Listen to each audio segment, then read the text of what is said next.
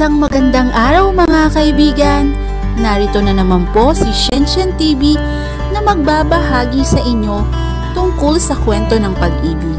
Pero kung bago ka pa lamang sa aking YouTube channel, paki-like lang po ng ating video, paki-click na rin ang subscribe button at ganon din ang bell icon para lagi kayong updated sa mga paparating ko pang mga uploads. Chapter 6. May maitutulong ba ako? Tanong ko rito. Wala naman. Kaya ko na to, Clau. Tumango naman ako. Nag-offer lang naman. Saka alam naman naming pareho na wala akong idea sa mga plano ng bahay, disenyo ng bahay at marami pang iba. Nang bumalik si Timothy, ay hinila nito ang upuan sa tapat ko. Lamesa ang nakapagitan sa amin nito. Nasa gilid naman niya si Meredith. Matiim kong tumititig ang brother-in-law ko. Tanda ko, hindi naman ito dating ganon. Dati naman ay hindi kinakailangan ng titig nito sa akin. Tapos na lab, biglang iwas nito ng tingin. Kunwari ay sinisiyasat ang ginawa ni Mary. Hindi pa, itutuloy ko na lamang ito sa sasakyan. Tara na. Ready na yung car. Kumilos na kami para umalis. Si Timothy ang driver. Ako sa passenger seat dahil ayon kay Mary, mas makakapokus siya kung sa backseat siya uupo. May unan sa backseat na iniabot sa akin si Mary nang makapwesto siya roon. Agad ko namang niyakap yun. Seatbelt, Clau, paalala ni Meredith sa akin. Oo nga pala. Girls, ready? Tanong ng katabi ko. Ready na. Let's go na. Ngumiti lang naman ako, saka ibinaling na sa bintana ang tingin ko. May mga pinag-uusapan si Mary at Timothy na hindi ko naiintindihan. Kaya naman natulog na lamang ako.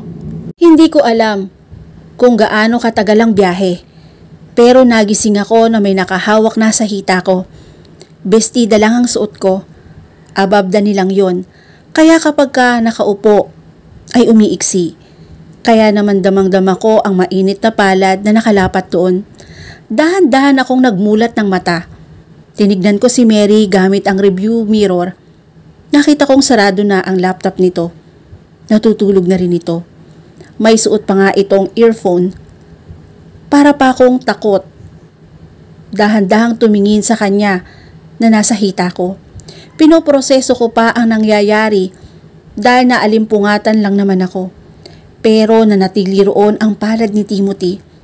Inalis lang kapag humahawak sa gear stick, then ibinabalik muli yon sa hita ko. Tim, halos hindi ko na maibuka ang bibig ko nang sawayin ko ito. Takot na takot ako baka makita kami ni Mary. Paano kung magising si Mary? Buksan niya ang ilaw. Tapos, makita niyang nakahawak ang asawa niya sa hita ko. Hindi man lang pinansin ng lalaki. Kaya hinawakan ko na ang kamay nito at pilit na tinatanggal yun doon. Nanlaki ang aking mga mata na muli lang nitong ibinalik yon sa hita ko. And worse, umusog pa yon. Halos marating na nito ang singit ko dahil sa paraan ng hawak nito. Quiet, Claudette. Baka magising ang asawa ko. Halos pabulong din ito na sinasabi yon. Sinubukan kong muling alisin yon. Pero biglang gumalaw si Meredith sa backseat.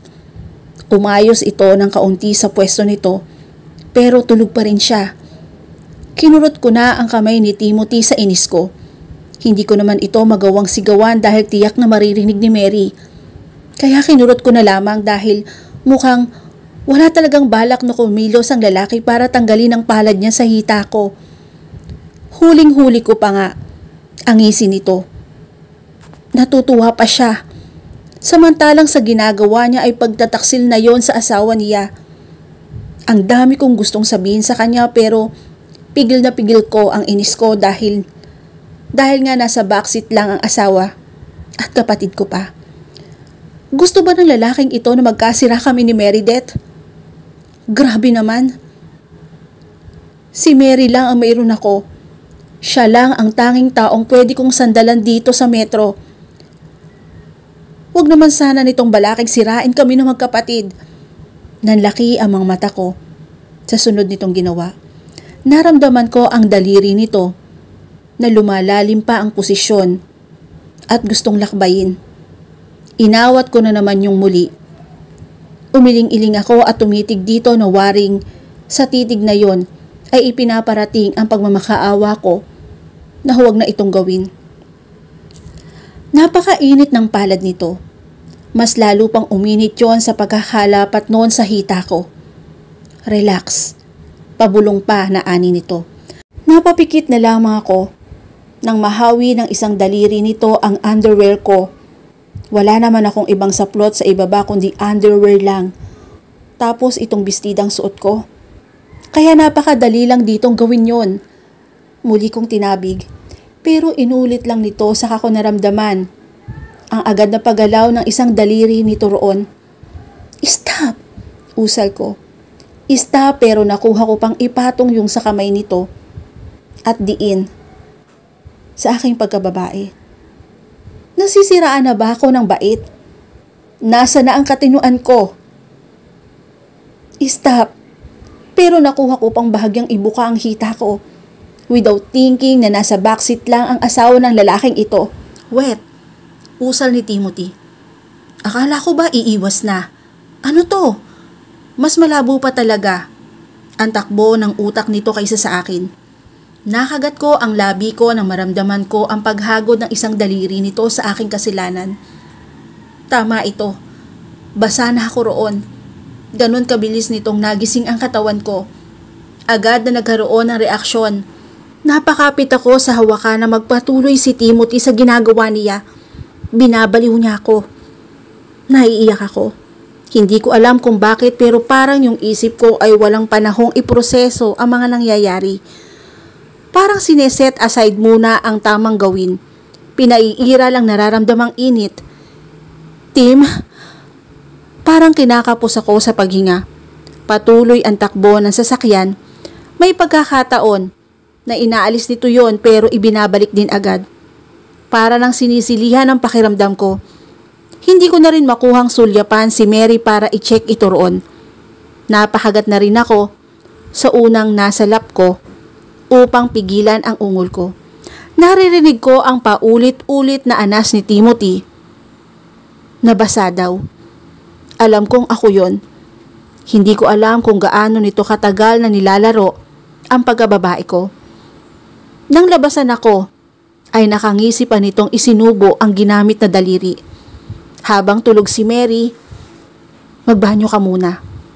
Utos ni Timothy. Nasa isang gasolinahan kami at nagpapagas ito habang tulog pa rin ang kanyang asawa. Nagwisik pa ito ng pabango. Ako naman ay bumaba. Agad na hinanap ang banyo. Mabuti na lang ay may extra akong underwear sa bag. Iyon ang ginamit kong pamalit. Basang-basa kasi ang suot ko kanina. Nang mapatingin ako sa salamin, agad na gumuhit ang disappointment ko sa sarili ko. Nagpadala ako sa tukso ng lalaki. Habang wala nang kamalay-malay ang kapatid ko, hindi enough ang sorry para mapatawad ako sa nagawa kong kasalanan. Namin ni Timothy. Kahit ako, hindi ko rin mapapatawad ang sarili ko. Malaki ang tiwala ni Mary sa akin, pero hinayaan kong magtaksi lang asawa niya. And worse, sa akin pa na kapatid niya. Ako pa ang kasama ng asawa nito na nagtataksil sa kanya. I'm sorry, Meredith. I'm sorry. Pinunasan ko ang luha na lumalagpas sa aking mga mata. Hindi pwedeng makahalata ang kakambal ko na may bumabagsak na mga luha habang kasama namin siya. Hindi ko rin kayang sagutin in case na magtanong ito. 2 bilya na kinuha ni Meredith. Bilya naming 3, saka yun sa family ni Tim. Mas naunang dumating ang pamilya Faulo. Kaya naman hindi namin sila inabutan sa labas. Nagpapahinga na raw dahil sa maagang biyahe nila. Clau, okupahin mo na itong silid sa first floor ha. Kami na roon sa taas. Okay. Tulak-tulak ko ang maleta ko na nilapitan ng unang silid. Nang buksan ko yon ay agad gumuhit ang excitement sa buo kong sistema. Nakaharap sa dagat ang silid ko. Nakabukas ang kurtina kaya kita ko kaagad ang napakaaliwalas na taunawin sa labas. Akyat muna kami. May kalakasan na ani ni Mary na nais kunin ang atensyon ko. Sige twins, tugon ko sa aking kapatid. Ito lang ang tinitignan ko. Hindi si Timothy na akala mo'y maamong tupa sa tabi ng kapatid ko. Pero kapag nakalingat, ang asawa niya ay manloloko naman. Hindi ko na nga ito kinikibo.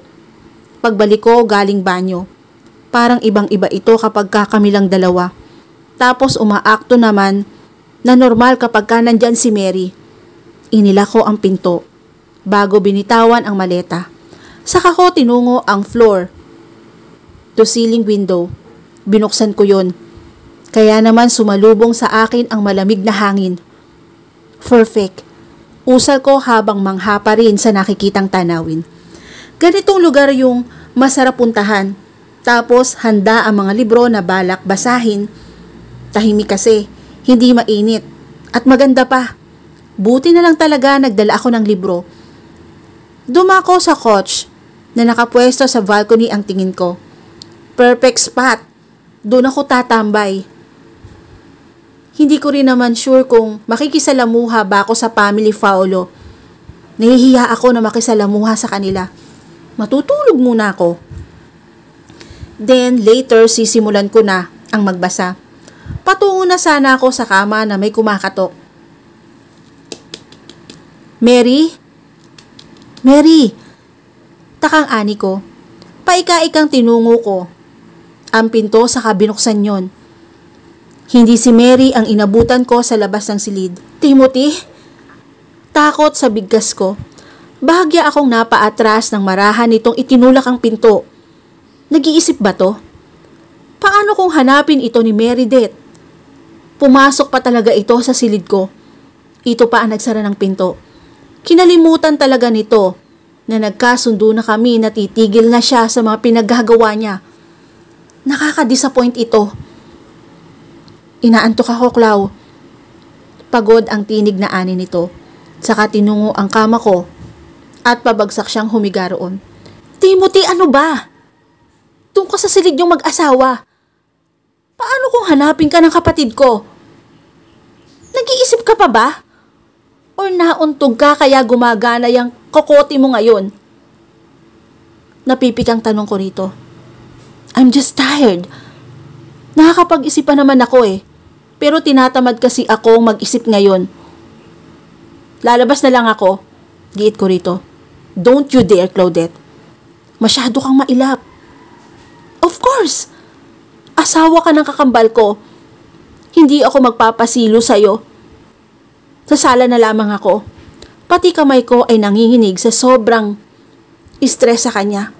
Akmang lalabas ako nang magsalita ito. Subukan mong lumabas. Sisirain ko ang relasyon ninyong magkapatid. Naniniga sa mga binti ko.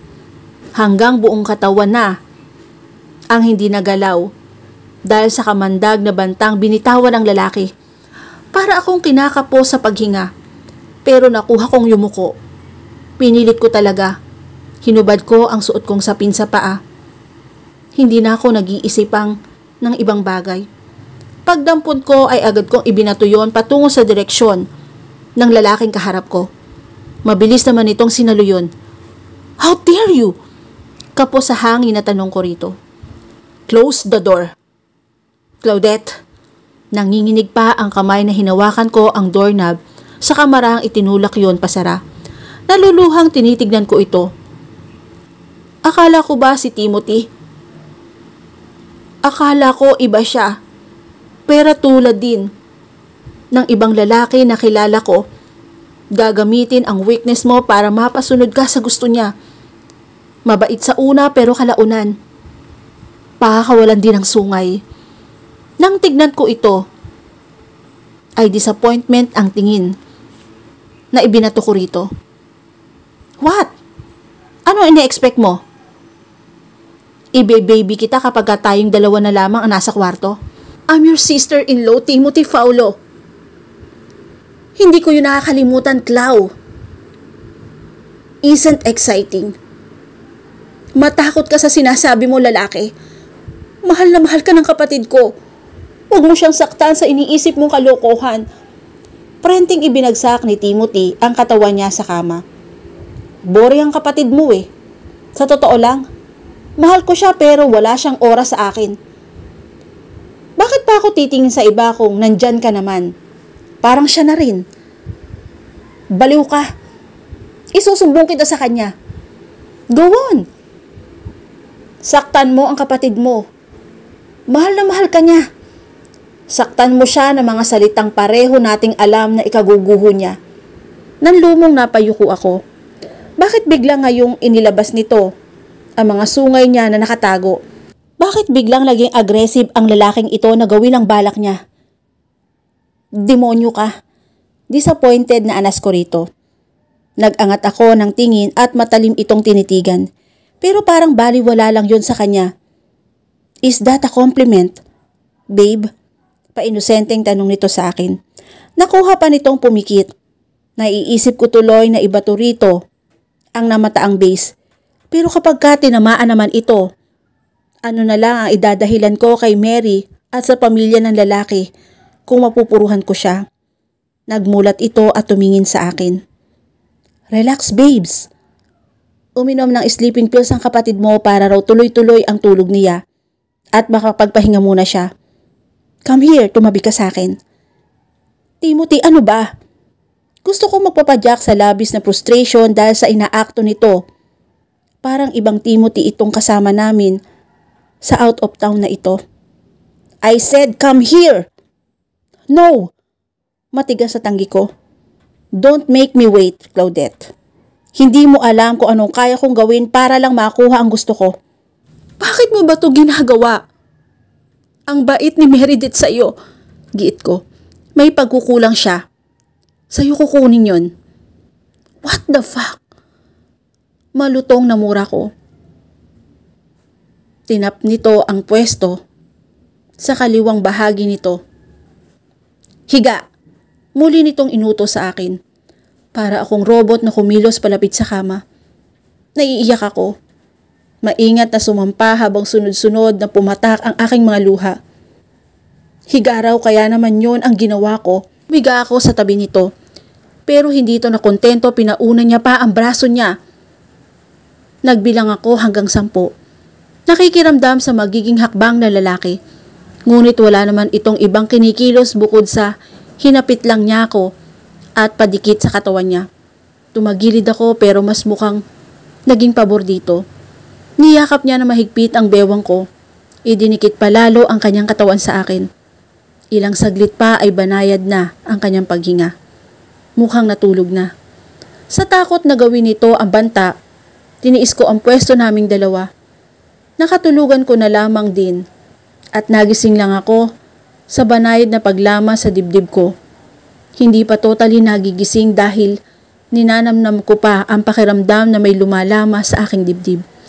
Pero nang ma-realize ko kung ano ang nangyayari ay mabilis akong napabalikwas. Hi babes. Nakangisi ang lalaki. Lumabas ka na. Ginawa ko na ang gusto mo. Utos ko rito. Maaga pa. 8 AM pa lang ah. Di akong tulog pa si Meredith sa mga oras na ito. Please naman oh. Maawa ka naman. Bumalik ka na sa asawa mo. Huwag mong sayangin ang ilang taon ng relasyon ninyo. Babalik lang ako sa kwarto kung hahalikan mo ko. What? Kiss me, Claudette. Kung makontento ako sa halik mo, babalik na ako sa kwarto namin ng asawa ko. Pero kung hindi, dito lang ako hanggang sa magising si Meredith at mahuli niya tayong magkasama. Agad kong itinulak si Timothy ng bahagyang nakatukod sa kama. Saka ko sinampaan ang dibdib nito. Nasaktan ko pa nga ang paa ko dahil sa ginawa ko. Pero hindi ko na kailangan pang tapusin ang sinasabi ng lalaki. Nakatukod sa una ang dalawang kamay ko. Mabilis diyang niyuko na hindi man lang nagulat sa ginagawa ko. Sinalubong pa nito ang labi ko. Nang yukuin ko ito, Inilapat ko lang siya at kusang gumalaw. Marinig na nagkatikom kaya bahagya itong lumayo. "Open it," udyok nito sa akin. Para akong nahihipnotize na sumusunod sa kanya. Kinabig na nito ang bato ko saka kinuyumos ng halik ang aking mga labi. Dahil nakabuka yun, nakuha nitong ipasok ang dila. Para akong tanga. Tutol pero ngayon ramdam ko na nag-i-enjoy ako sa agresibong halik ng lalaking ito. Pati na ang pagdausdos ng mga palad ni Timothy sa likod ko. At marahan niyang paghaplos doon ay natatangay ako. Kusa rin itong tumigil. Pakiramdam ko'y nangangapal ang labi ko dahil sa intense na halikan namin. "Good job, Clau." Nakangising ani nito. Saka lang natauhan at dali-daling umalis sa ibabaw nito. "Nagawa ko na ang gusto mo. Umalis ka na." Mariing ani ko. Hindi na ito tinignan. "Alright."